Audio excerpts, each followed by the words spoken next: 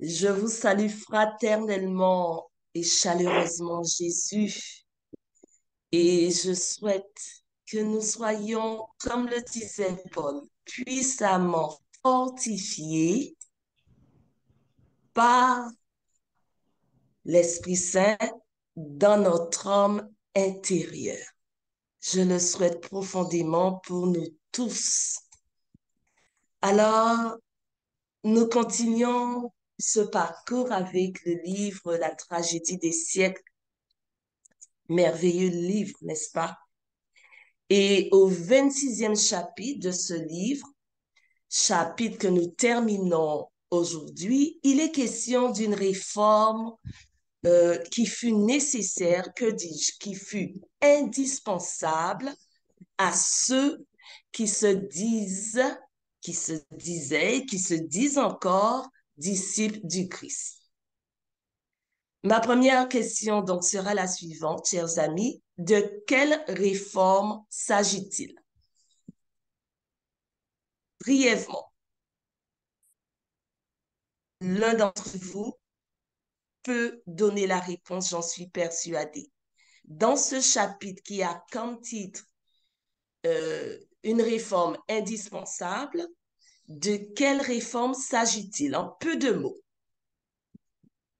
À vous la parole. L'observation du sabbat, au commandement. Merci. Je crois que c'est Marie-Anne hein, qui a répondu. Marie-André, c'est ça? Oui. Très bien. Merci, Marie-André. Effectivement, il est question dans ce chapitre de la restauration de l'observation du quatrième commandement tel qu'il est énoncé dans la parole de Dieu. Vous savez, peu après l'échéance de 1844 qui fut suivie d'une période de crise, les adventistes, les adventistes, littéralement, ceux qui attendirent le retour de Jésus, vont recevoir des directions divines, éclairées par la plume du prophète Ésaïe notamment. L'ordre du Seigneur va être le suivant: conserve le témoignage et scelle la loi parmi mes disciples. Et cet ordre-là est tiré directement d'Ésaïe 8, verset 16. Dieu va mettre l'accent sur cet aspect de l'observation de sa loi, mais dans son intégralité, à tous ces chrétiens qui espéraient son retour. Alors, je reprends le verset et je l'ai donné dans la version Nouvelle Bible seconde. Conserve le témoignage et scelle la loi parmi mes disciples. Ma deuxième question est la suivante. Scelle la loi, mais où se trouve le sceau de la loi de Dieu? Dans ce chapitre 26, la précision est clairement donnée. Alors, dites-moi, où se trouve le sceau de la loi de Dieu?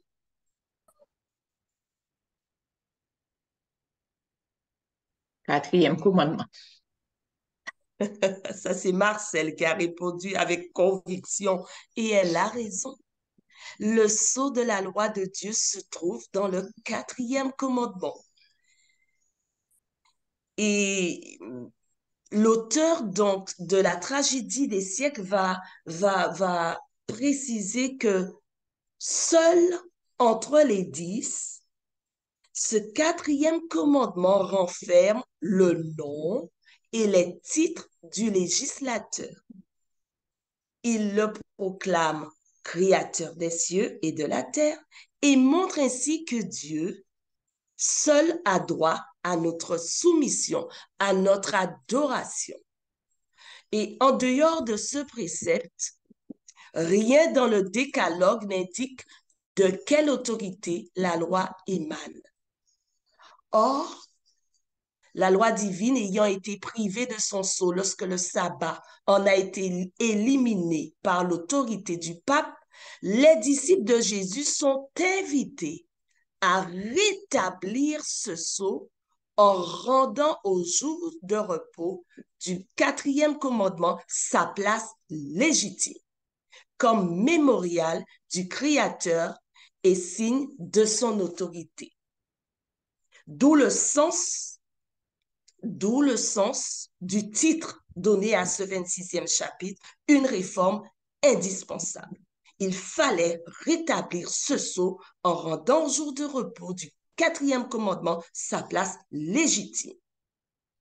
Les fidèles qui accueillaient la lumière sur le sanctuaire et les violabilités de la loi de Dieu furent remplis d'admiration et de joie en voyant la beauté et l'harmonie de ces vérités. Et donc, impatients, après 1844, de faire part au monde chrétien de leur précieuse lumière, ils s'imaginaient qu'ils seraient reçus avec enthousiasme. Mais ces vérités qui les eussent mis en désaccord avec la société furent d'après vous accueillies comment? Comment ces vérités sur la loi de Dieu furent-elles accueillies? Avec hostilité. Avec hostilité. Oui, elles furent mal accueillies par un grand nombre de ceux qui se disaient disciples du Christ. L'obéissance au quatrième commandement exigeait un sacrifice que la majorité n'était pas disposée à consentir. Lorsque la réforme du jour du repos fut publiquement annoncée, des pasteurs en renom s'efforcèrent de calmer les consciences inquiètes en tordant le sens des Écritures. Et ceux qui ne sondaient pas le Saint-Livre pour eux-mêmes acceptèrent volontiers des conclusions conformes à leurs désirs. Et ce qui est encore le cas aujourd'hui, car bon nombre de personnes se disant disciples de Jésus dans la chrétienté n'observent pas le quatrième commandement. Alors, on tenta de réfuter la vérité par des arguments, par des sophismes, par les traditions des pères, l'autorité de l'Église. Et pour soutenir la validité du quatrième commandement, ses défenseurs, heureusement, sondèrent leur Bible avec un zèle accru. Ils ne se sont pas découragés. Et Dieu, vous savez, opère par ceux qui l'écoutent, qui lui obéissent et qui sont disposés, s'il le faut, à faire entendre des vérités importunes et à dénoncer les péchés populaires. La raison pour laquelle Dieu ne se sert pas plus souvent de savants et d'hommes haut placés pour diriger des mouvements de réforme, c'est que simplement ces hommes mettent leur confiance dans leur credo, leur théorie, leur système théologique.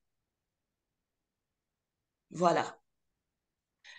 Donc, rappelons-nous que seuls ceux qui sont en rapport avec la source, et je sais que vous êtes de ceux-là, la source de la sagesse, peuvent comprendre et expliquer les Écritures.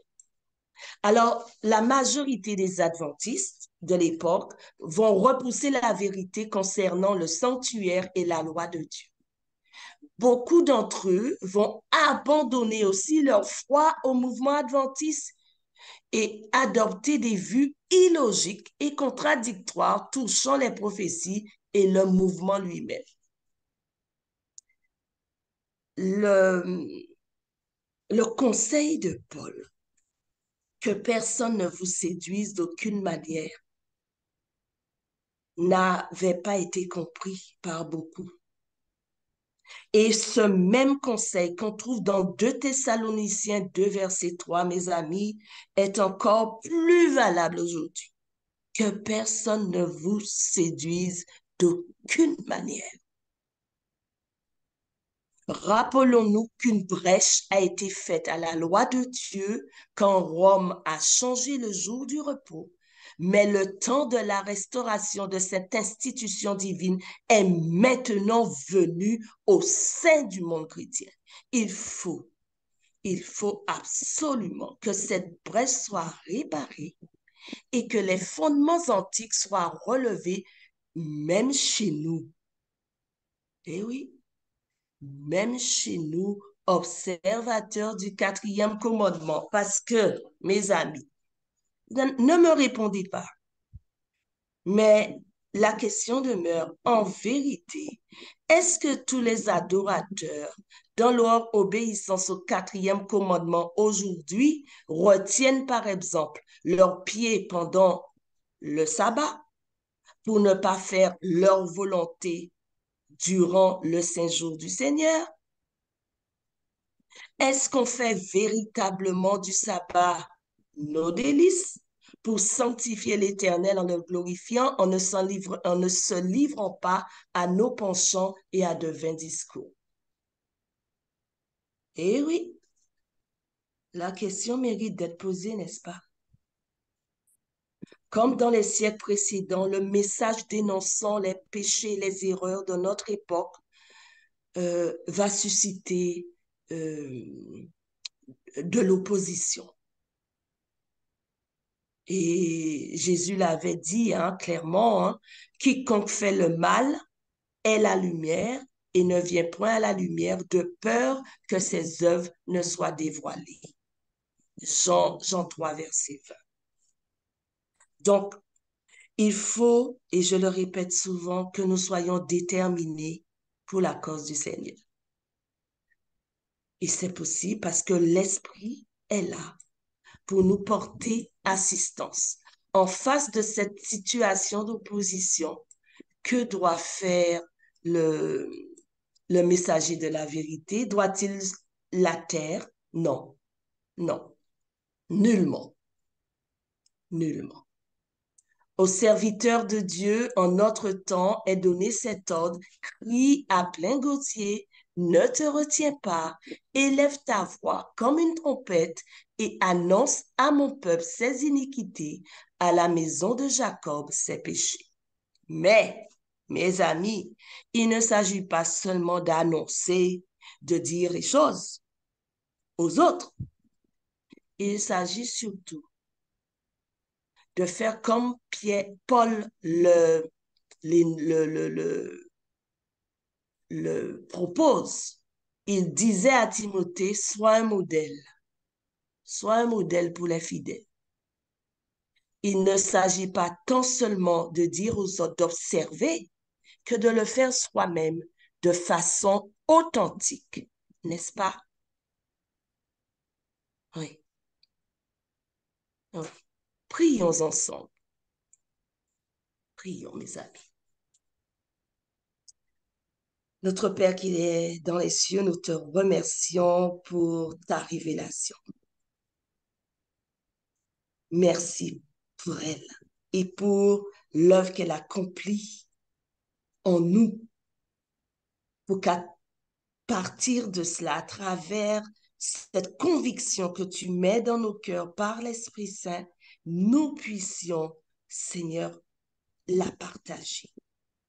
Je voudrais te demander aujourd'hui de nous libérer, mon Dieu, de notre tendance, mon Dieu, à négliger tes commandements. Donne-nous un cœur obéissant. Que le Saint-Esprit prenne le contrôle de la vie de chaque personne présente sur ce plateau. Suscite un réveil dans notre vie et dans ton Église pour qu'ensuite les réformes nécessaires et indispensables, notamment concernant l'observation de ton Saint-Jour, soient une expérience chrétienne pour chacun d'entre nous, une expérience véritable, authentique et puissante. Oui, Seigneur, nous voulons de cela et nous te prions dans le nom de Jésus et pour ta gloire. Amen. Amen. Amen. Amen. Amen. Thank you, Sister, for leading that time.